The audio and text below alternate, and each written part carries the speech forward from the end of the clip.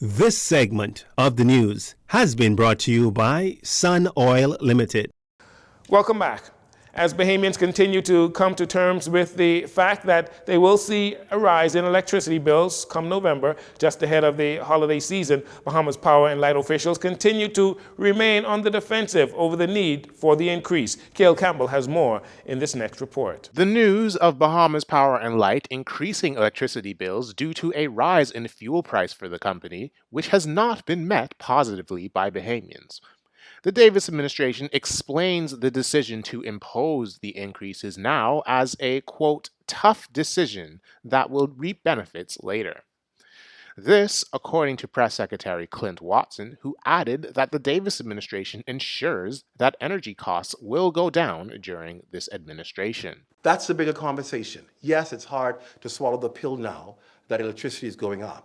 But the long-term plan, and what you will see and realize within this administration and this term in office, is you will see a better run utility company. You will see a more efficient utility company, and you will hopefully realize better rates at the end of the day. That's the side that this government is working on. That's the plans that this government is working on. You've seen it in the blueprint of change, for change, to ensure that we incorporate other forms of renewable energies, to ensure that we're able to incorporate solar. All of that is a part of the plan to ensure that the costs are passed on to you and that you can afford electricity in this country. Earlier this week, when the announcement was made, Prime Minister Philip Davis explained that the increases was something that was postponed due to Bahamians still recovering from COVID-19's impact on the economy and the Russian-Ukrainian war's inflationary effect on the cost of living. During the press conference, the press secretary wanted to use the opportunity to clarify misinformation that the fuel hedge that was in place is no longer so. That's false. The program was never ended. And so that means a lot of the analysis that surrounds the hedging is therefore incorrect. We released statements yesterday to that effect. It's incorrect. There's no doubt that high energy prices are affecting countries and consumers across the world. It's a very serious issue, not just in the Bahamas. A hedge is a good tool in our toolbox. You get a stable price on some percentage of your fuel, but you risk paying more than market price should prices drop. Sometimes governments and companies lose on their hedge. So stepping back, bigger picture, the real sustainable way to protect the country is to move to cleaner, more affordable energy. That's what the Davis administration is doing. BPL CEO Siobhan Cambridge explains the timeline of events leading to the current fuel hedge deal that's in place currently, stating that certain events that make the fuel hedge seem ill-conceived were unforeseen. It just so happened that back in 2020, when the hedge went into place, we had a situation where there was an abundance of supply in the market. Due to the COVID shutdowns, the demand was low, and so the market price of fuel went to an all-time low. That was an ideal time to place a hedge because there was nowhere for the price to go but up. So as far as when you are looking at probabilities, the probability that it would have gone lower was very, very low, and the probability that it would have gone high was very, very realistic, and that's what happened.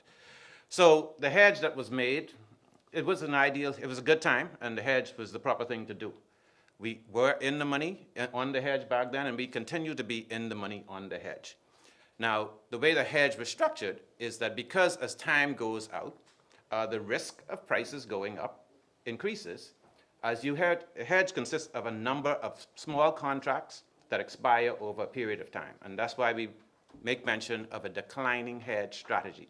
BPL CEO Cambridge goes on to say that in an attempt to change their hedging strategy, they are speaking with industry experts, assessing where the market is at and what their resources can accommodate. He says, according to those experts, with the market being the state it's in currently, BPL is looking towards establishing a hedge collar. For JCN News, I'm Cale Campbell. Thanks so much for that report, Cale. If you have been working on your idea or just learning about it, either way, you will have until Monday to turn in your entry for the 50th Independence Logo and Theme Competition. Officials at the 50th Independence Secretariat are working to create an extraordinary and inclusive celebration. They have invited talented Bahamian artists of any age to participate in the country's historic Golden Jubilee through the launch of the National Logo and Theme concept competition. Artists must create a logo and develop a theme that will be used at all of the 50th Independence celebrations. To participate, complete the online entry on the Celebrate Bahamas social media pages.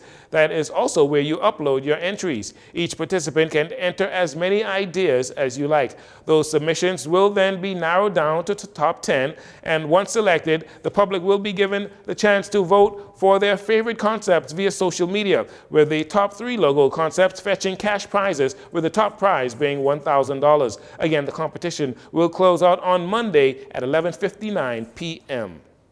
And finally, the Ministry of Youth, Sports and Culture is seeking to revive the culture of steel panning in the Bahamas by hopefully reintroducing the creative arts into the educational system. With the tutelage of Nevin Roach of Barbados, music teachers throughout Grand Bahama were given a basic yet in-depth crash course on steel panning. The one-day workshop was held last week at the Bishop Michael Eldon High School. Organized by the Ministry of Youth, Sports and Culture, the workshop was designed to revitalize the instrument of steel panning back into the schools of Grand Bahama. Steel panning was an instrument that was created right here in the Caribbean. Monique Leary, Ministry of Youth, Sports and Culture Affairs Officer, said the response from the teachers to participate in the workshop was one of excitement.